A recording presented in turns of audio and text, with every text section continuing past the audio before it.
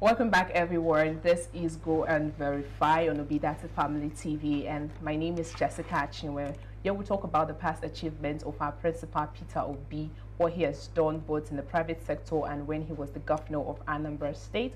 And today we'll be touchlighting on what he has done versus what the opposition parties, candidates, have done so far. And I don't know if we should compare this thing, but I think there is a need for it. But then before we go further, let me introduce to you guys. Obviously, if you've been watching our show, you know that Sharon, the beautiful Sharon, is always with me. Welcome. Thank you, Jessica, for your beautiful compliments. Yeah, it's nice to be back. Okay, introduce yourself. My name is Sharon and Chuku, guys. Nice to be back. Okay. First of all, I would always ask you, how was your night? It was nice. It was okay. I overslept, but yeah. So what about the current issue, the current Naira problem? Did it affect you in any way? No, it has been affecting me, but like I was able to deal with that last week. So for this week now, I'm good. You're a good Nigerian, no? Because this morning while I was coming to work, I noticed, every state have CBN branches. Oh my God, and yes. The amount of people there, how do they even think they will get the money that they came to? And the CBN gate is even closed. It's closed. Yes, it wasn't opened, yeah. Is it supposed to be closed? By this time, I mean, no. But then this is Nigerian factor. And someone was, I needed just 5,000 naira to get some stuff, and I was like, okay, I want to go to CBN. And someone was looking at me like, okay, they've not given people that have 1 million, maybe that have 5,000 naira to buy something. Anyway, it's not funny, but then it's funny. This is the problem that we are facing in Nigeria. So like I said before, we are going to be talking about or comparing between Obi's achievements and Tinubu's achievements. Let's not forget the fact that Tinubu has done certain things when he was the governor of Lagos State. He built some stuff, but then we cannot, I don't even think there is a comparison. Like there is a need for comparison between what these two persons have done so far. But then let's start with Obi. We are aware that Obi is someone that is not just there to talk or promise you what he is going to do, but then he is able to, do even much more. I think he over-delivers. Yes, I'll use the word. He over-delivers what he intends to do, because when he promises you something or when he tells you what he's going to do, you see him doing even much more. Like recently, there was an interview between Obi and Tinubu. I don't know if Atiku was there, but then I just watched a brief video how Obi was talking about what he would do in the next 100 days. The first 100 days when he becomes the president. That was the question thrown to him. What would you do when you become the president in the first 100 days? And Obi gave briefly, but then it was detailed. He talked about a lot what he's going to do. And it's funny that when they asked Tinubu, okay, let me not spoil the fun. I want this one to come last because we're going to laugh, but I'm not in the mood to laugh. Let's talk about the serious one right now. So, Sharon, what do you have to say about what Peter Obi has been saying so far? First of all, Mr. Peter Obi, like we all know, is a very intelligent man. He is brilliant, and I didn't expect anything less. Concerning the video you were talking about, the interview, right? I didn't expect anything less from Mr. Peter Obi than just pure intelligence and well-detailed answers. And you know how you're saying you don't even think that we should be comparing the both of them. I honestly believe that a lot of people have said that we shouldn't even compare Mr. Peter Obi to any politician in Nigeria, right? But I think people should know, should be able to see this comparison. And maybe then people who are not supporting Mr. Peter Obi already will now see the need to, exactly. So yes, I believe that this topic might convince one or two people who are not, who haven't believed in Peter Obi's mandate yet. And talking about the first 100 days in office, that has always been a very big political topic. I mean, what you do in your first 100 days in office is actually very significant. It's going to tell a whole lot. Yeah, definitely. About your term as governor or president or whatever position you're holding. So it is important. I love that question, and it's important that we hear what these candidates have to say. And I'm really surprised, honestly, that Tinubu made made it to that interview, because what we're used to is him saying that he's not around or sending people to represent him. But I'm really I'm proud to an extent. No, I'm proud. It's not me coming for it. You're surprised. I'm just surprised. Honestly, I'm really surprised that he was able to make it for that interview, and I'm now proud that my principal was able to deliver as usual. Yes. Okay, all right, so let's talk about, like I said, I want us to just analyze it just briefly about what Tinubu said in the interview. All right. If you are a Lagosian, or if you lived in Lagos when he was the governor of Lagos State, Tinubu did certain things that was significant, you know, but then we do not, I don't think we should be talking about the fact that he's capable of leading, because we all know what he can do and what he cannot do. But let's stress more on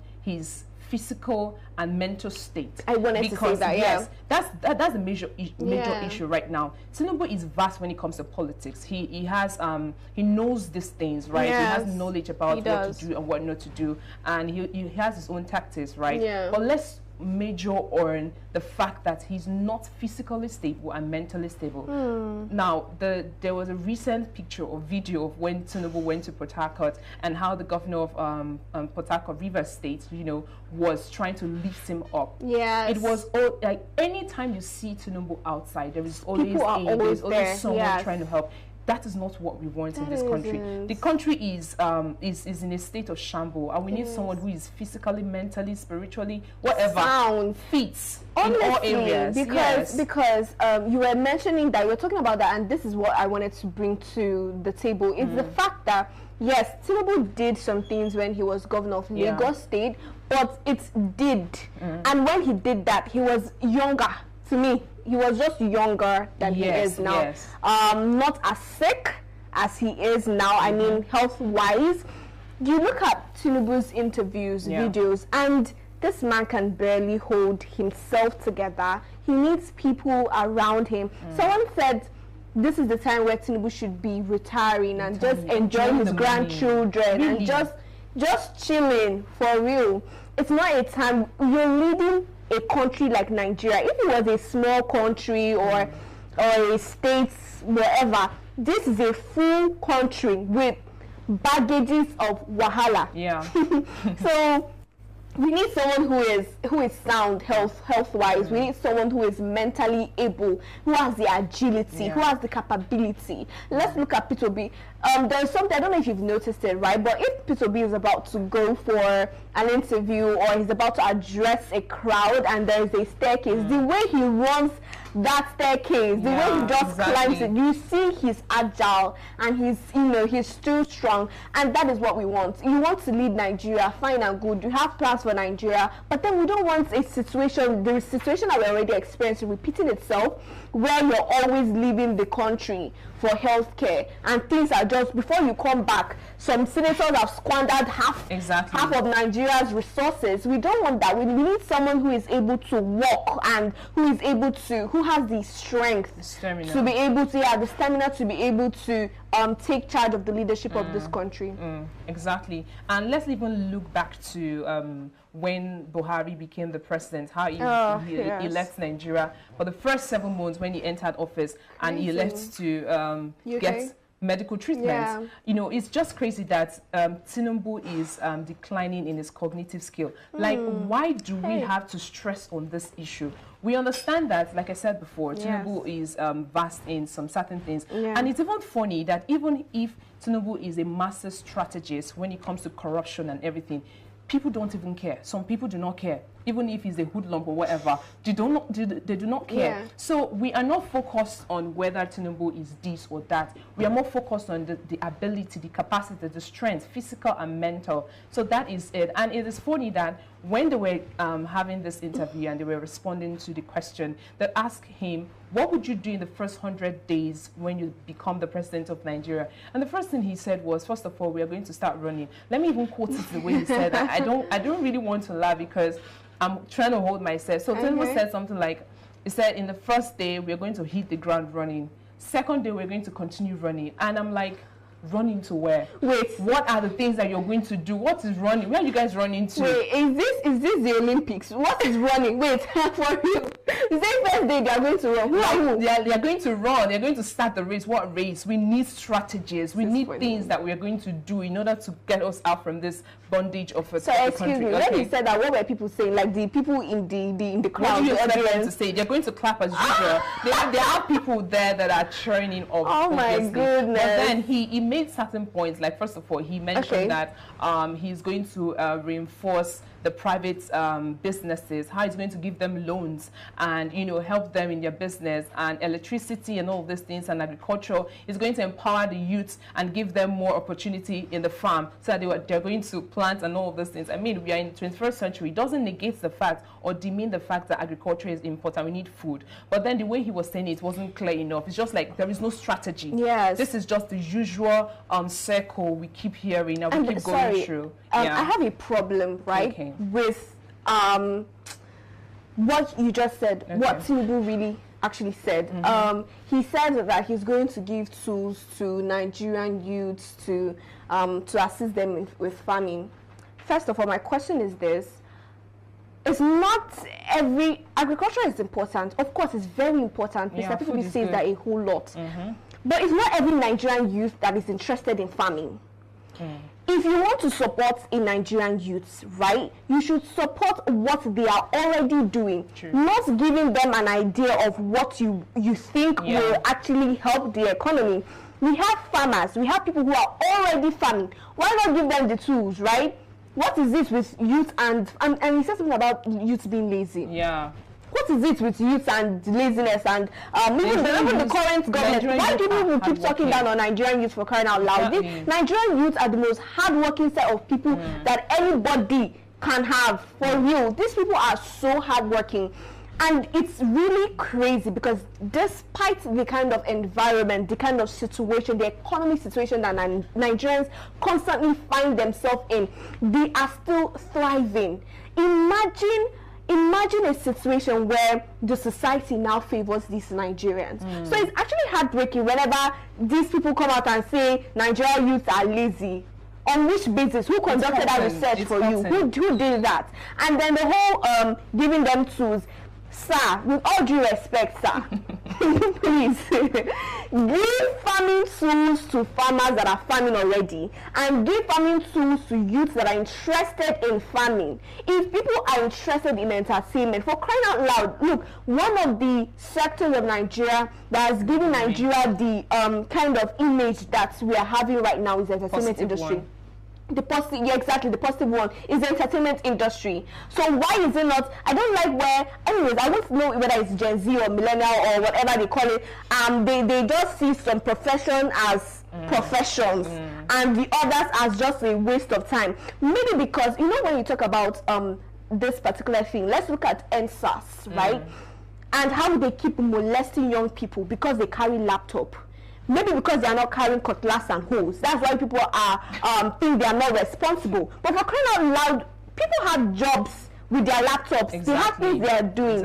People are working for even international clients and everything. You need your laptop. There are graphic designers. So for crying out loud, let's look at, okay, you are campaigning, right? Your flyers and everything. Who do you think designs them? They are graphic designers. Do you think they design with their phones? They design with their laptops. So it's really heartbreaking when they keep saying, oh, we are going to give. So every youth should be a farmer in Nigeria. That's just crazy. Sharon, I love what you just said right now, and it's making me laugh and thinking so hard because this is the mindset of these people. It's just as if they are dragging us backward. Like, we don't want to go backward. We are moving forward. This is a time for positive change.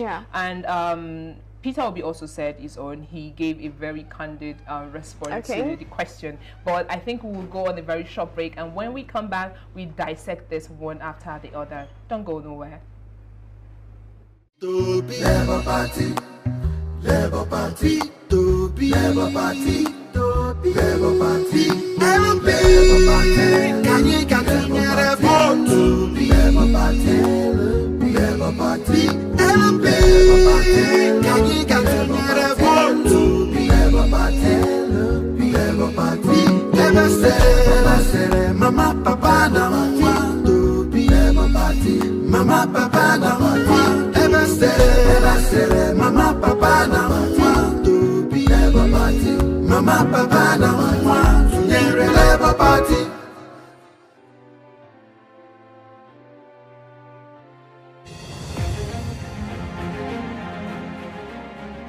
Mr. Peter Obi's administration built from scratch Chukwuemeka Odumegwu University Teaching Hospital with 25 building structures. His government funded transformation of massive infrastructural development, accreditation of 12 health institutions and 2 hospitals, and also built 10 maternal and childcare centers across the state. He is the first governor to purchase medical equipment worth over 135 million naira and 50 ambulances for the health sector in Anambra State, which remain functional till today. He built and equipped Dr. Jonwilo Heart Center in St. Joseph Hospital, Adazinnuku, where heart operations are performed. Anambra State is the first state in Nigeria to distribute more than 30,000 computers to secondary. Welcome back from that short break. We'll be talking about the past achievements of Peter Obi, comparing it with the opposition party, Tinubu. And we have been stressing on what they've responded to a question, the fact that if you are elected after the first 100 days or during the first 100 days, what would you do? And if you've been following, we've given quite a number of their responses. So let's dive into what Peter Obi responded. Okay, bang, bang, bang. I wish there was a commercial for that, but then let's start with, he first of all talked about farming. Yes. Before he continued talking about farming, he mentioned that there is, you know, in Nigeria, the entertainment industry is booming and it is putting us on the forefront in the international levels. But then farming is also important because we need food. But aside from the food that we need, Peter Obi stressed on the fact that we need more farm products, because when we begin to export and import, it increases our revenue, and it also reduces this foreign exchange, forex and all of those things. Exactly, because when we export more, we get more dollars coming in. So now this is what Peter Obi is stressing more on, unlike what Tinubu was saying, that we need to enforce more youth or more people to go to the farm and farm, which doesn't demean the fact that farming is very important. We need food for our upkeep and everything. But then manufacturing, this is a very great point. How we are going to increase this farming. And you know, when Peter Obi was the governor, how he gave about, I don't know the specific amount of money, but it was about billions. He gave it to farmers and agriculture. This was huge. It shows that this man also really wants this thing to bloom, because imagine giving that amount to farmers just in Anambra State. What would happen if he does this? If he does this in international level, in a greater national scale, exactly. Yes. So I'm very certain that Peter Obi is able to deliver. He has been saying stuff about doing this and doing that, not doing this and not doing that. We are confident. And you know, when they were interviewing Tinubu as well, I mentioned this thing one time, I'm going to say it again. Tinubu was saying certain things, and then he was listing his points, giving valid and invalid points about what he's going to do. And then he said that he wasn't going to say everything, spill the whatever out of the bag. And because the opposition parties or the other candidates were present, I mean, I felt that was very insulting, because we as Nigerians want to know the way forward. What do you have to offer? You say you want to become the president of Nigeria, fine, no problem. What do you intend to do? Give us numbers, give us statistics, give us details. Thank you. What do you want to do? But I felt insulted, because if I want to vote for you, what would I use to convince other people that you are the right candidate? But then he just said that he doesn't want to spill everything, that the other people are there and he wouldn't want them to cut. I mean, we don't need that. But it's funny, you know. Sharon, what do you have to say about all this? It is exactly what you just said, how funny it is, because it's like, okay, let me give a scenario. You're looking for a job, you're searching for a job, and you go to an enterprise and they ask you for your CV, and there are other candidates there, and you're telling them, no, I'm going to keep my CV. I don't want these people to see what I can offer to the company. That's how it sounds to me, really. And that's insulting. It's very unpleasant. No, it's not even insulting. To me, you're not serious. To me, it is. I mean, I'm trying to employ you. It's insulting to me. Like, I don't know my job. Exactly. So yes, it is insulting. It is on seriousness, really. And it's really sad that we are still talking about these kind of things. Okay, you were even mentioning. You just mentioned that, and then I'm thinking, is this the reason why he doesn't come out for political debates? Exactly. Is that the reason? Because the reason. He's trying to say that he doesn't want to reveal everything so that the other candidate, maybe that's the reason it's not coming forward. Maybe there is actually nothing to show. There's nothing to offer. It's just nothing. It's very, very obvious. It's really obvious. And it doesn't really make sense. But I am would always say, this is the right time. If you're still thinking or wondering, should I vote for Obi, should I be part of, because I know there are some people, right, they don't really have any problem with Obi. They just hate following the crowd. Whenever the crowd is going to this direction, they feel like, oh, no, it's not for me. But there is no point, there is no reason why. They just feel like, I am not the kind of person, I'm not affected by the bandwagon. They just want to counter the crowd. But it doesn't really make any point. Okay, I can be like that sometimes. Yeah. But then that's where it makes sense. Yeah. Maybe something the crowd is doing doesn't resonate with my values as a person. Of course, I'm not going to follow that. But if it's actually something that is meaningful, why wouldn't I? You know, I'm saying this because of someone, right? And not just one person. There are a couple of persons who are saying that they're not going to vote for Peter Obi because blah, blah, blah. No valid point. No valid point. And I was really trying to stress on what they were saying. I was like, okay, what exactly is the problem? And they're like, they don't like this bandwagon effect where everybody's moving towards this direction. But guess what? I'm very certain that those people are going to vote for Peter Obi. Just that they don't want to be affected by obedient movement and all those things. You know, there are some people that are very, very, they like to be hidden. Right? They don't want to show themselves. So it's fine if you don't want to show yourself, but then this is a positive movement. This is a change. Like we are clamoring for change. So do not bring that your mindset. Well, it's not necessary. This is not a competition, exactly, right? It's not like I keep saying, it's not a social media challenge. Obedient movement is a social media challenge. Exactly. And it's really going to be, it's a situation where you're trying to be wise and you're actually being foolish. If you, because of that reason, do not vote the right candidate, then if you don't vote P2B, who are you voting for? Tinubu, Atiku? That is really then what is now the whole I don't follow the crowd? Yes, because it doesn't make sense. If there's someone better than P2B and people are not supporting that person, then it's understandable. True. But then it's only P2B that is a credible candidate. So you're not voting for P2B. Who are you not voting for? Anyway, we understand that everybody are different. We all have our own different from Bala Blue, right? We all have our own opinions, and whoever we choose to vote for is your concern. But this is a positive movement. We are clamoring for change, and we're calling on everybody to vote in Peter Obi. If you've not seen reason, keep watching the show. This is what we do. We verify everything that Peter Obi has done and what he's capable of doing. I think this is what we'll call it a wrap on today's show. I hope that you've enjoyed all that we've given to you so far, and we will bring more tomorrow. Okay, tomorrow we'll be on break. Next week, right? We'll bring more next week to you. And if you're not following us on all our social media platforms, don't forget to do that after the show on Facebook, on Instagram, or on Twitter, or on TikTok. Obidati Family TV. And if you want to follow me on my own private social media platform, you can follow me on Jessica _ on Twitter and on Instagram. And what about you, my beautiful co-host? To follow me on my social media platform is at Sharon Enemchuku. I don't know if it's showing on the screen, but the name is quite long, but you get used to it. All right, so thank you so much, guys, for watching. Till we'll come your way next week. Bye bye for now. Bye.